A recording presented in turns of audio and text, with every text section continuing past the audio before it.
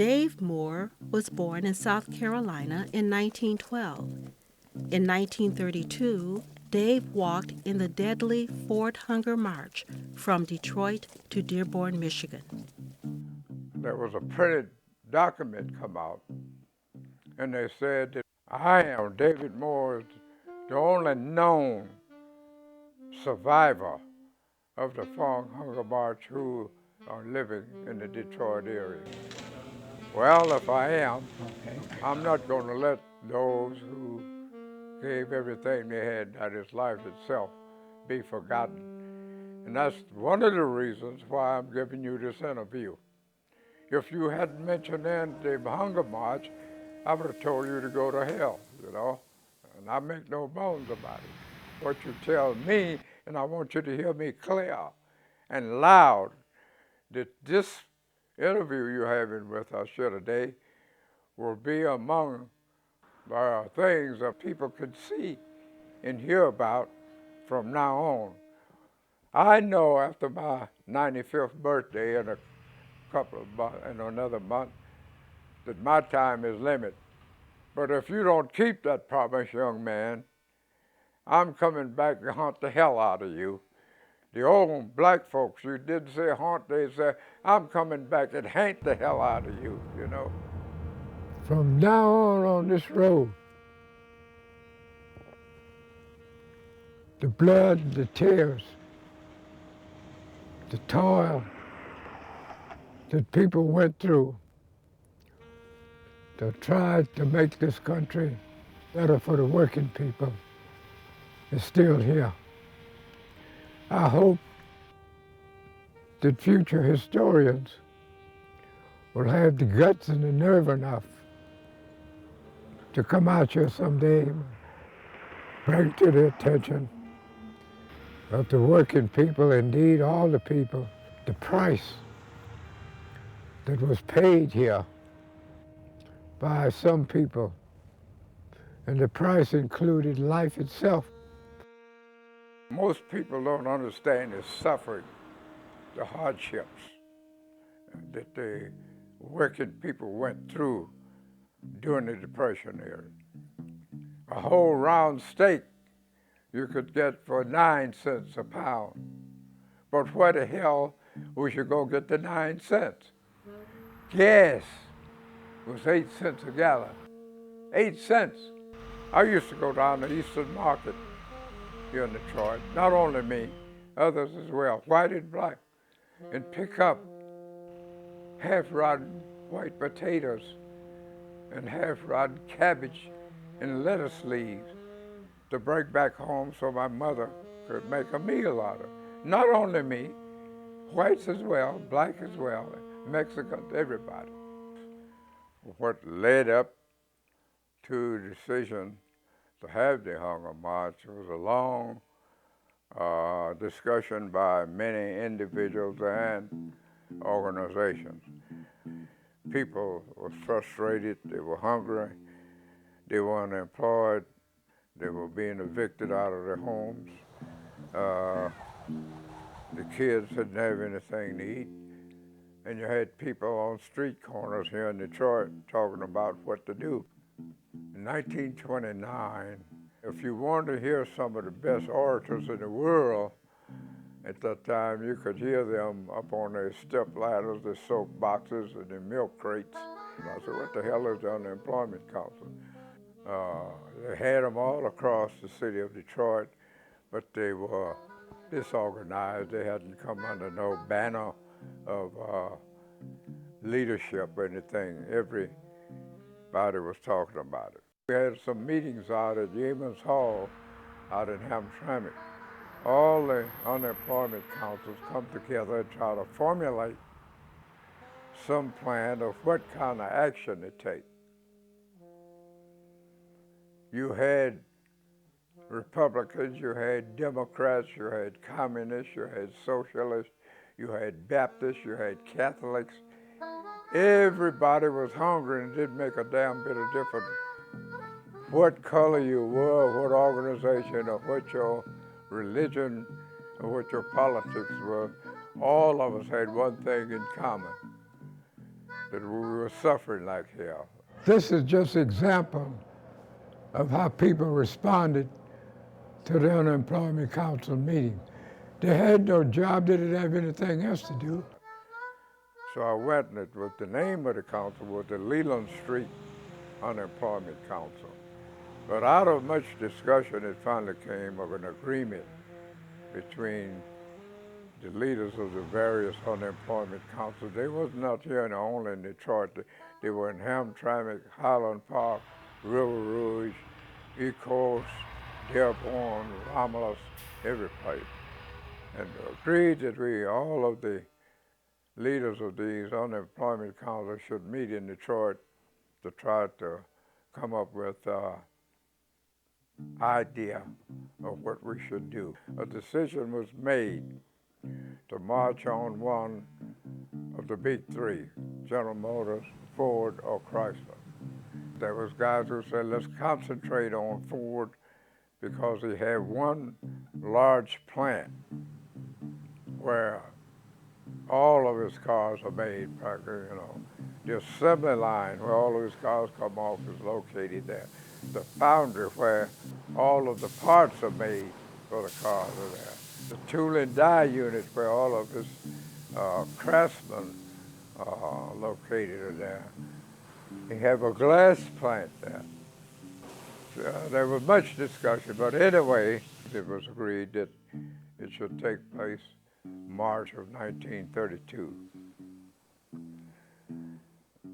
All hell broke loose when the news media found out there had been a proposal to march. Ford himself said that the communists was preparing to take over his plant, and yet he had Russian engineers and technicians working in the plant.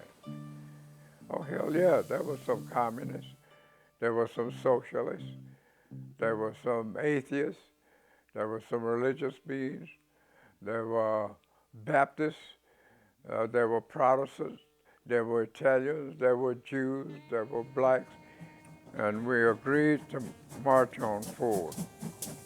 The Detroit contingent would meet up here on Ferry and Russell. All the way from here to Woodward Avenue was nothing but crowds of people, even watching us or joining us. The mayor of the city of Detroit, a guy by the name of Frank Murphy, came out to greet us. And he waved at us and said, I'm with you all the way. Now here's the mayor of the city of Detroit giving his approval to us. And he assigned 2 motorcycle policemen to escort us to the boundaries of the city of Dearborn. As I indicated, Highland Park had joined with us. Hamtramck had joined with us. And by the time we got to the boundary of Dearborn and the city of Detroit, it was just unaccountable how many we had. And we saw 2 Dearborn policemen coming up on motorcycles. And they asked us, did we have a permit? First they asked us where we were going. What is your objective? We want the Ford Motor Company to know that we want jobs. They had promised to keep his plant open and he'd close it. Will you show us your permit? We didn't have it because we didn't apply because they weren't going to give us one anyway. So they left. They knew damn well they couldn't compete with the crowd that we had. The 2 motorcycle policemen left. And we marched on till we got to Dick's in Miller Road. This is where the Drown River section of the unemployment council came. They raised the bridge up so they couldn't come. They did eventually join us. 3 cars came up and met with the policemen. We don't know what they said, but anyway, they turned the water hoses on us. That didn't stop us. So they finally told us if we continued to come forward, we would have to suffer some dire, quote, consequences. And a guy named Bill Mackay who was in the forefront of it. And they got on a little box that they had, a milk crate, and they said, we've been challenged by the city of Dearborn police and said we can't go any further. And he said, I'm going to ask you, what should we do? He said, but before I ask that question, I'm going to give you my opinion. And he said, we've come too far to turn back. We've planned too long to give up at this point. We've had too many discussions. And you would not be here today if it wasn't you who made the decision. And our decision was march on, march on. They couldn't stop us with the water hose.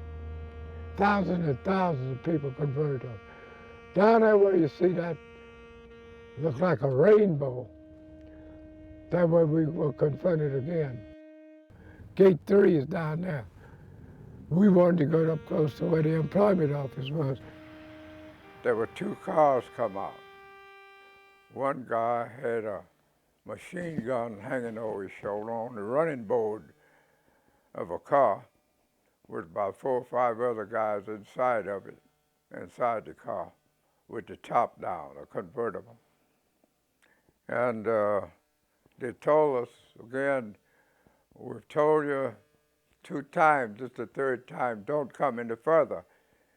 And the crowd kept up the chant, march on, march on. All of a sudden, gunfire started. We knew anything, people began to scream and run, and people began to fall. And among those who fell, 5 individuals got shot. Among them was a black guy who got shot.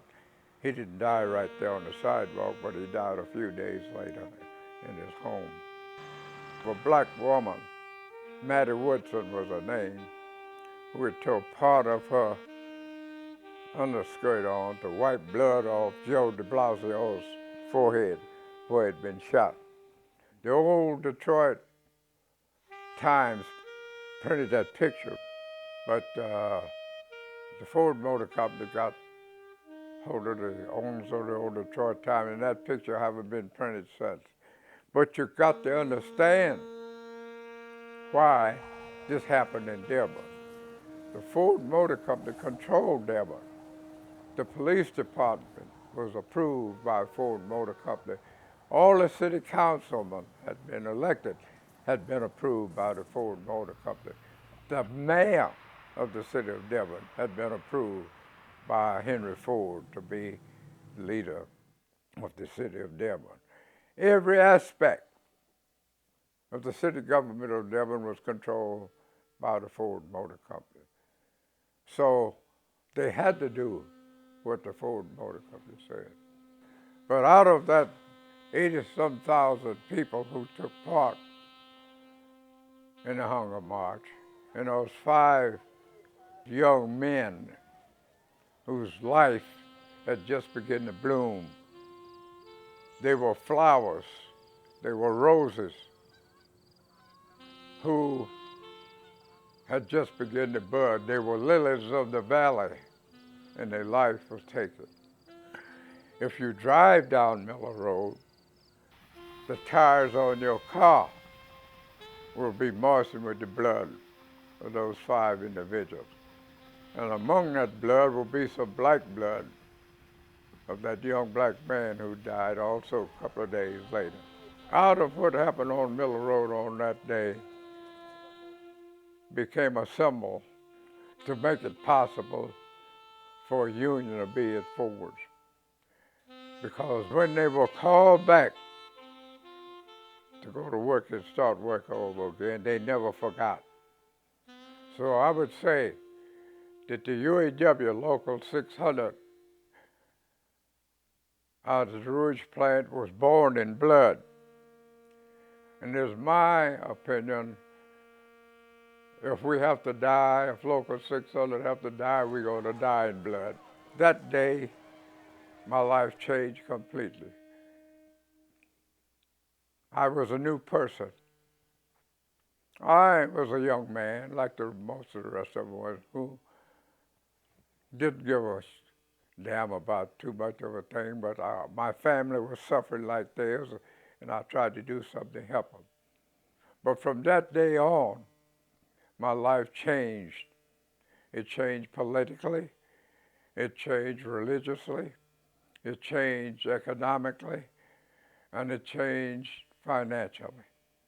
When I say it changed financially, it wakened me up financially of what was really happening in this country. The few had every damn thing, and the many didn't have anything. The many who made it possible for the few to have all of the wealth of this country and controlling the wealth of the country. There was no union. They had no insurance. The owners had not to be responsible for a damn thing, but they were making money off of people who were going to die, and that's what changed me. That's part of what changed me.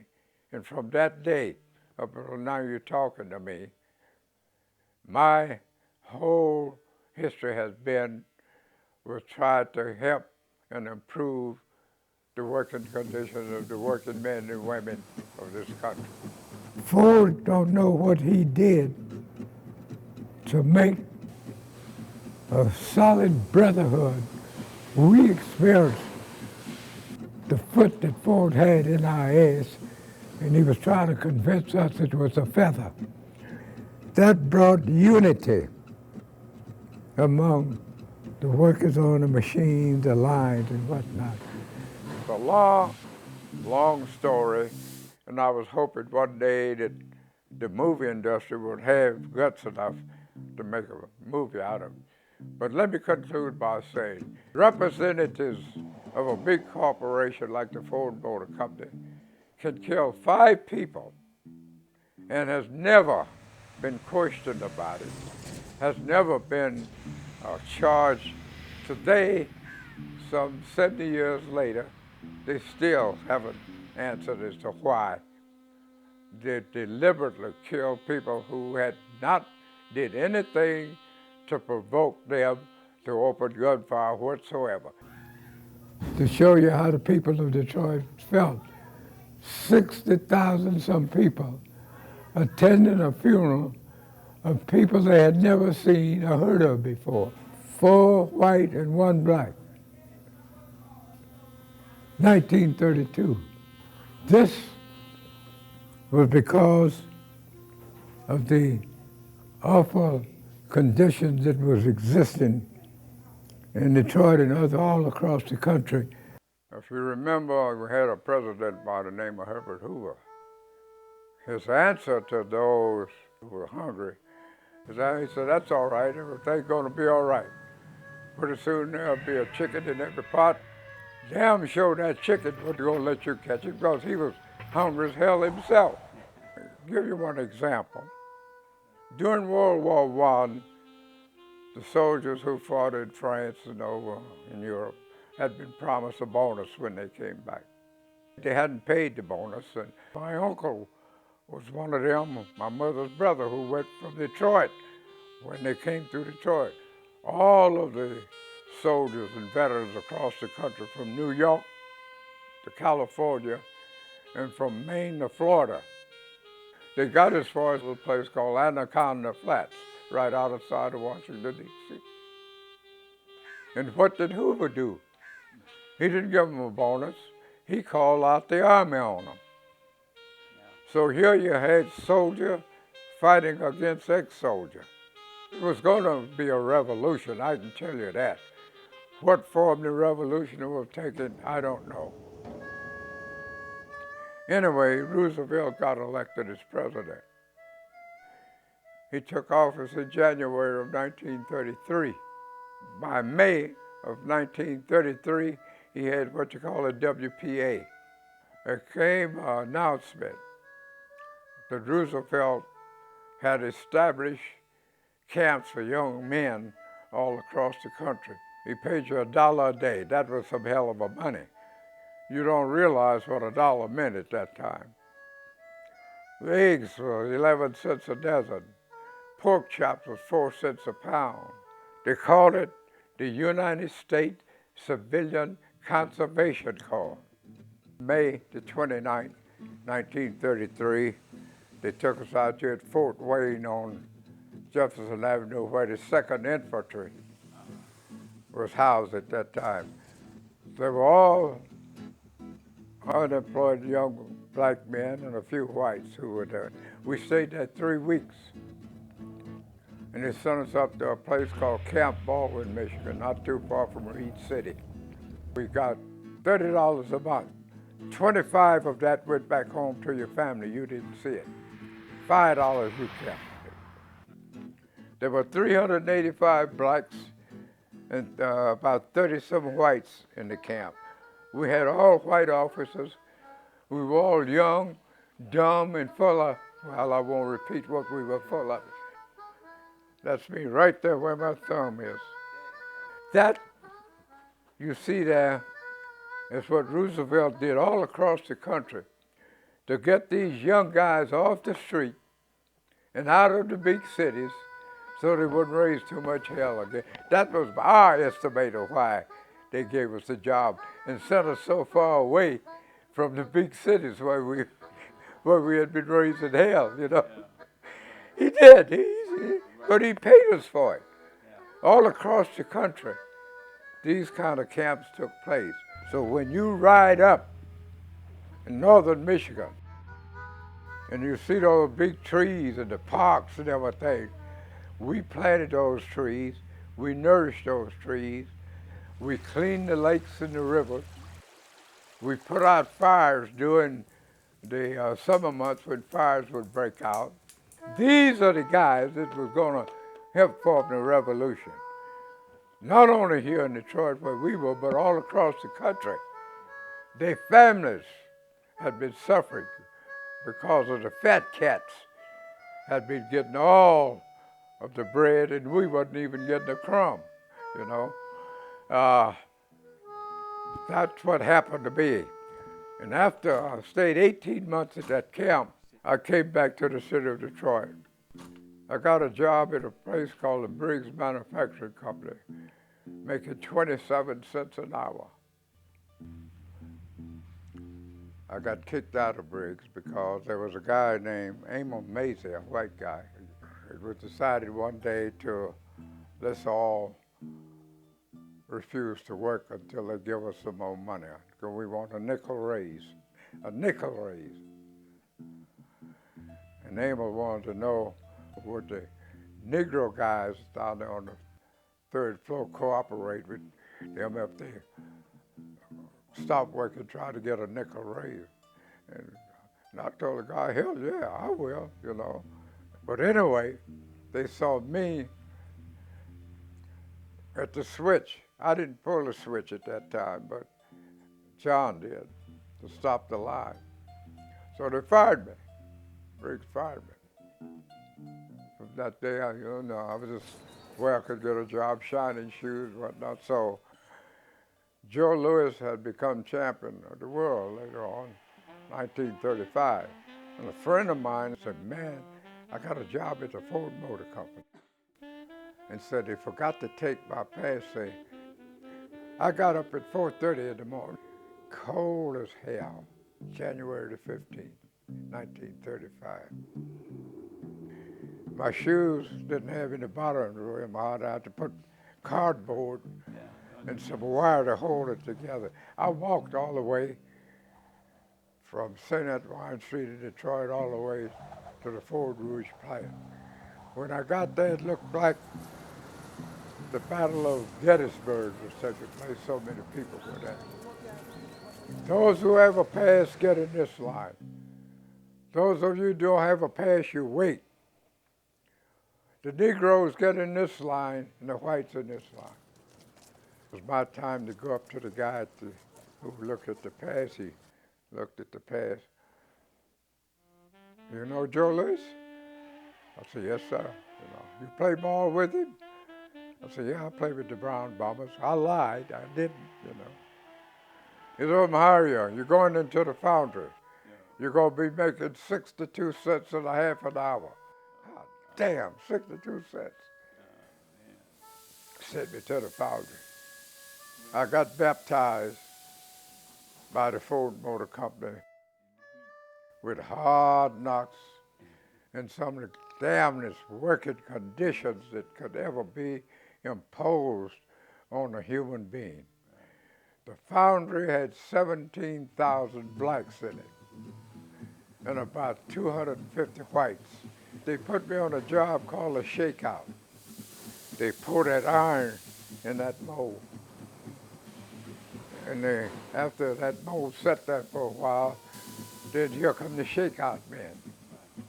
You hook that mold, that gadget in the mold and shake it. And all that fume coming up, you have nothing on. They're going to the next one. And the foreman standing there with a watch watching. 8 hours a day, 15 minutes to eat, $36 a week. Boy, my folks was living like nothing. We could buy steak, pork chops, anything, you know. My daddy was chairman of the deacon board at the church. When the preacher got up, he said, I got some good news for the young ladies of this church this morning. Deacon Moore has told me that his son David got a job at the Ford Motor Company making $36 a week. He said, now I don't want any of you young ladies to let some outside young ladies get him. Some of you get here, get the church with the laughing. Oh boy.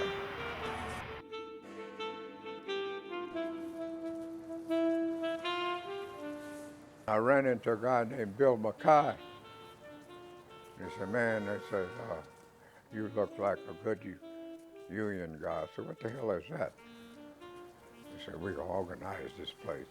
I'd like for you to bring some other Negro brothers. And I don't know about no union, you know. What the hell they go at this late date? Why in the hell they coming to us now? But you got to remember,